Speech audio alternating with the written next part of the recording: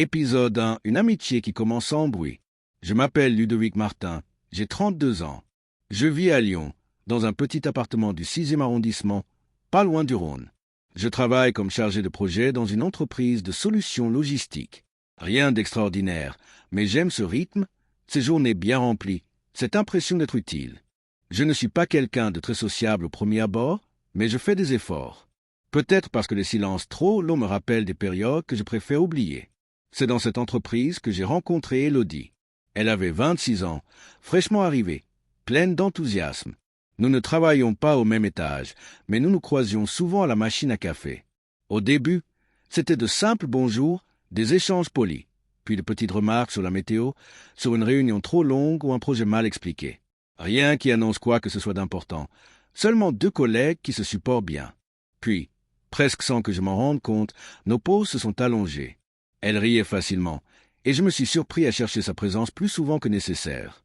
Nous avons commencé à déjeuner ensemble une fois, puis deux, puis presque chaque semaine. Elle avait cette manière de poser des questions qui donnaient envie de répondre sincèrement, sans jouer un rôle. Moi qui d'habitude garde mes distances, je lui parlais de mon travail, de mes doutes, même de ma rupture récente. Elle, en retour, me confiait des fragments de son enfance en Bretagne, ses projets, sa peur de décevoir, cette envie de prouver qu'elle méritait sa place. C'était simple, naturel, une amitié construite sans bruit, sans que l'un de nous l'ait vraiment planifié. Je me sentais plus léger à chaque échange. Parfois, je la surprenais à m'attendre devant l'ascenseur, comme si c'était devenu un rituel que nous ne remettions pas en question. Mais les choses ont commencé à changer quand elle a annoncé, presque timidement, qu'elle allait être transférée dans un autre bureau de l'entreprise, à Villeurbanne. Ce n'était pas très loin, mais assez pour bouleverser nos habitudes. J'ai souri, j'ai dit que c'était une bonne chose pour elle, que ce serait une nouvelle étape. Ce que je n'ai pas dit, c'est que quelque chose en moi se resserrait. J'ai imaginé nos pauses s'espacer, nos conversations se réduire à quelques messages, puis disparaître, comme cela arrive souvent. Les dernières semaines avant son départ avaient un goût étrange. Nous nous parlions autant qu'avant, mais je sentais que le temps filait plus vite. Le jour où elle a définitivement vidé son bureau, je l'ai aidé à porter une boîte jusqu'à sa voiture. Nous avons échangé un dernier sourire, un de ceux qui veulent dire merci et au revoir en même temps. Elle m'a dit qu'on se reverrait. Je l'ai cru, ou du moins j'ai essayé. Ce soir-là, en rentrant chez moi, j'avais la sensation que quelque chose restait en suspens. Une pensée trop lourde pour être dite, trop personnelle pour être adressée à quelqu'un qui ne s'y attendrait pas. Alors j'ai ouvert mon ordinateur et j'ai commencé à écrire. Une lettre, pas pour déclarer quoi que ce soit, seulement pour expliquer ce que je n'avais jamais eu le courage de formuler à voix haute, que notre amitié avait compté plus que je ne l'avais montré, qu'elle avait été une lumière dans une période où tout semblait terne. J'ai écrit tard dans la nuit. Quand j'ai terminé, j'ai glissé la lettre dans une enveloppe, puis je l'ai rangée dans un tiroir. Je ne pouvais pas lui envoyer ça. Je ne voulais pas qu'elle pense que j'attendais quelque chose d'elle. Alors je l'ai laissée là, comme un secret que personne ne lirait jamais. Du moins, c'est ce que je croyais encore. Épisode 2, le silence, puis le numéro inconnu. Les semaines ont passé sans Élodie. Au début, nous nous envoyions quelques messages, des banalités surtout. Elle me racontait ses premières impressions de son nouveau bureau, ses collègues, le trajet plus long le matin. Je lui répondais toujours, parfois trop vite, comme quelqu'un qui a peur de laisser retomber le fil. Puis, comme je le redoutais, nos échanges se sont espacés. Rien de dramatique, juste la vie qui suit son cours, les journées trop pleines, les habitudes qui s'installent ailleurs. Je me disais que c'était normal, que les amitiés se transforment, qu'il fallait accepter ce glissement silencieux.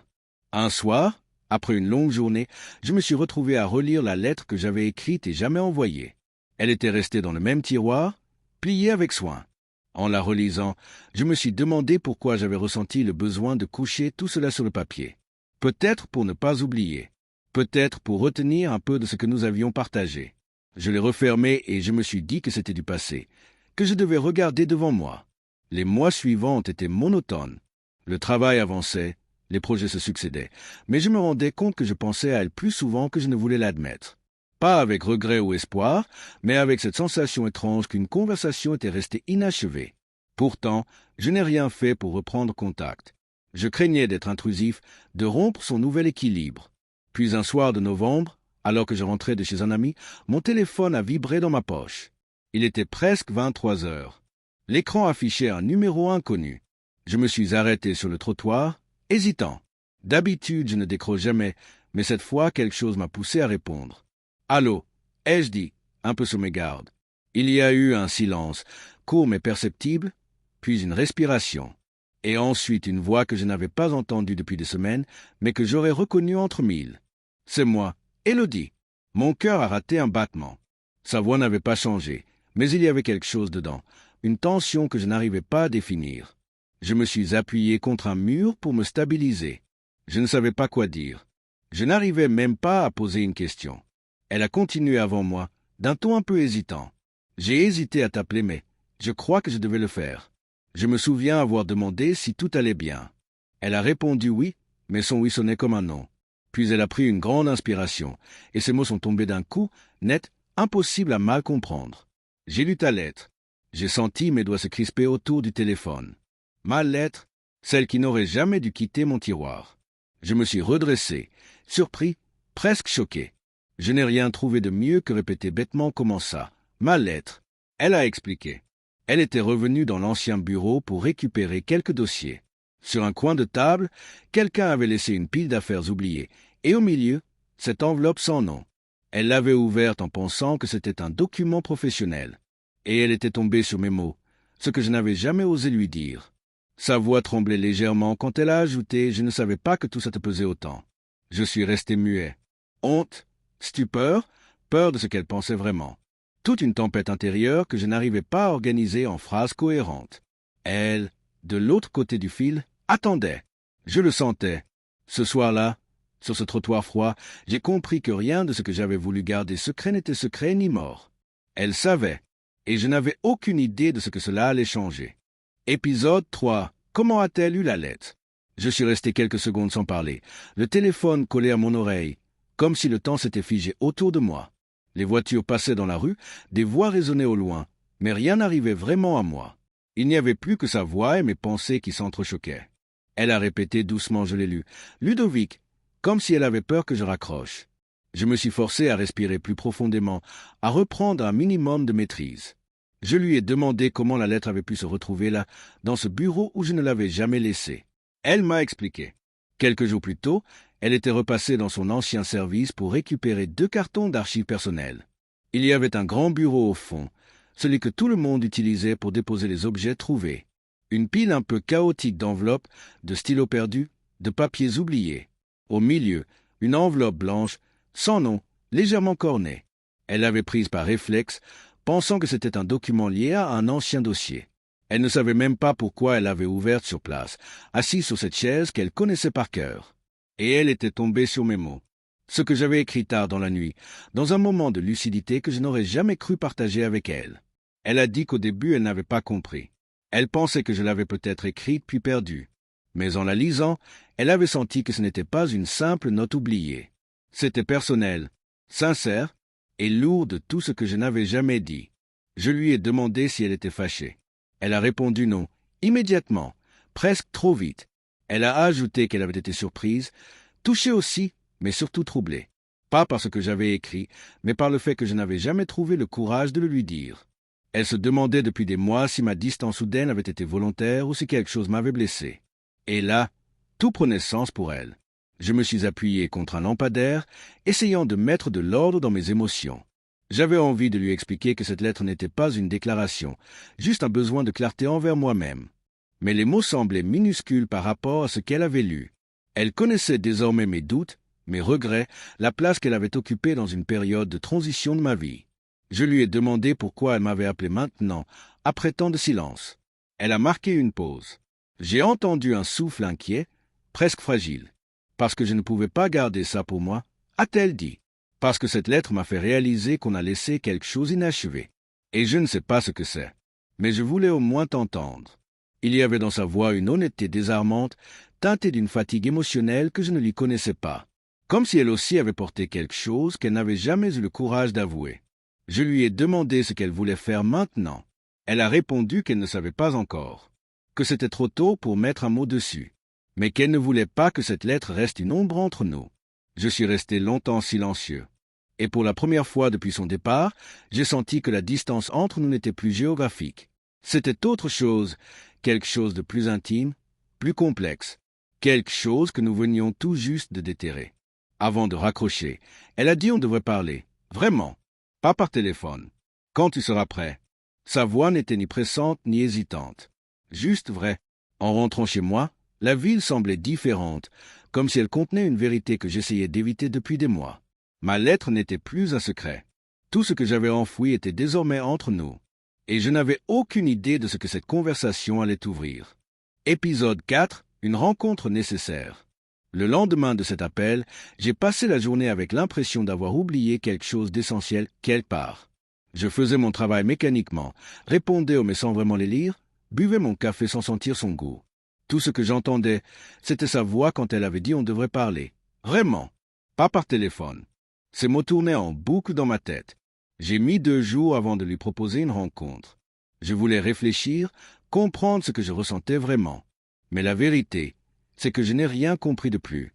J'avais seulement cette certitude étrange que quelque chose devait être éclairci entre nous.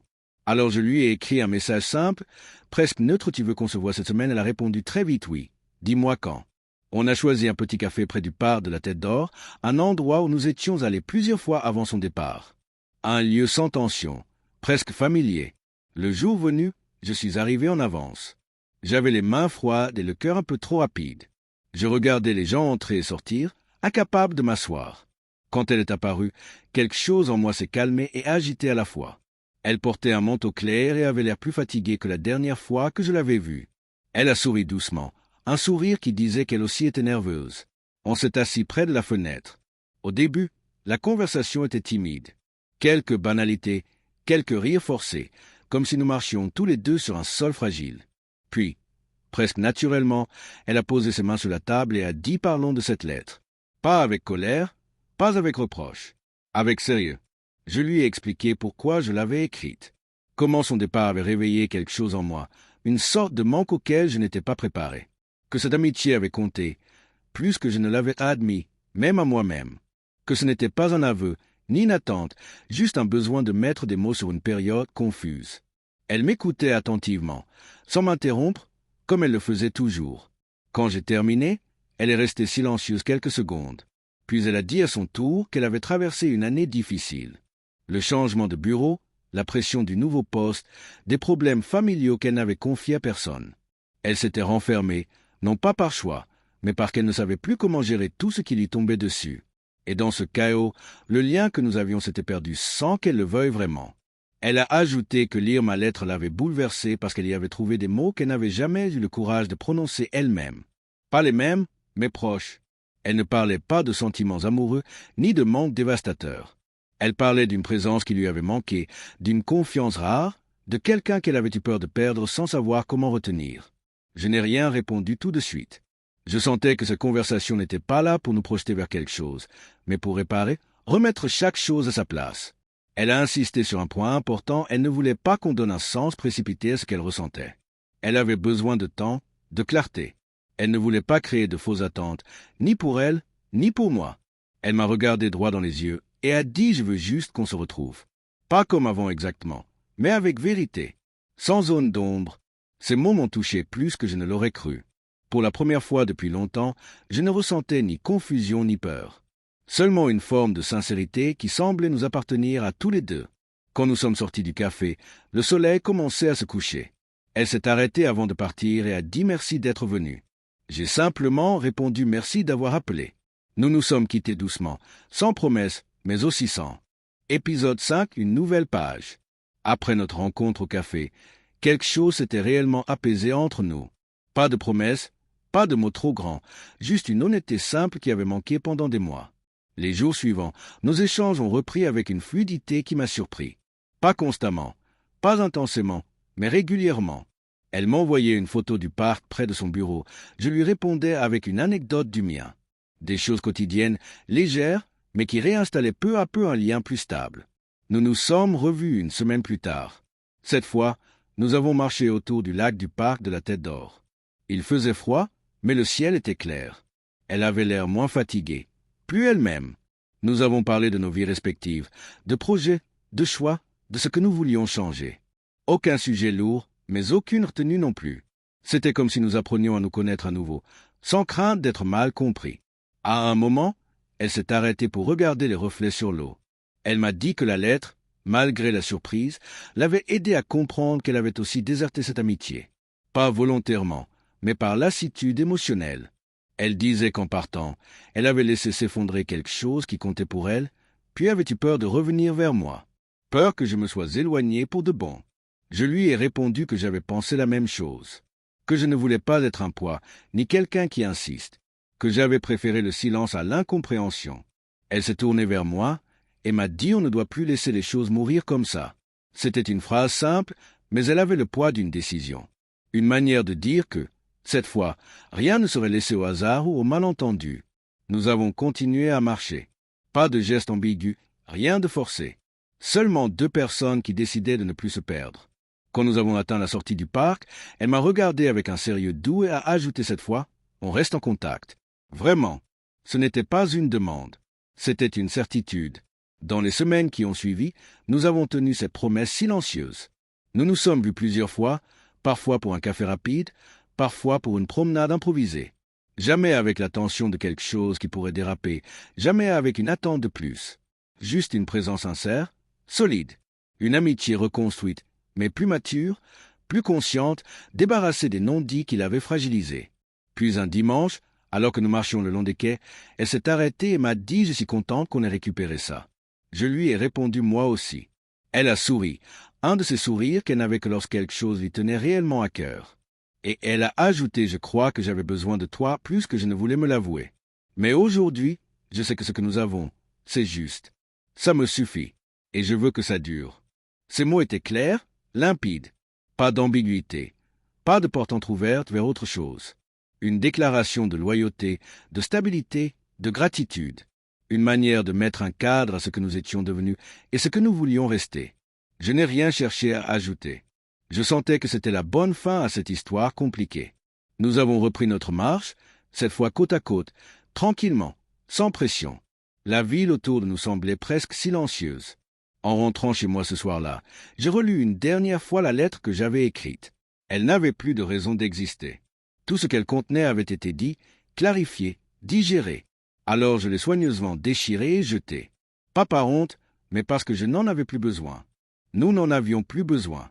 La vérité, c'est que cette histoire ne s'est pas transformée en histoire d'amour. Et c'était très bien ainsi. Ce que nous avions retrouvé valait mieux que des projections ou des illusions. Nous avions reconstruit une amitié solide, adulte, honnête. Une relation où plus rien n'était laissé à l'ombre. Et cette fois, nous savions tous les deux que nous ne nous perdrions plus. The End, épisode 5.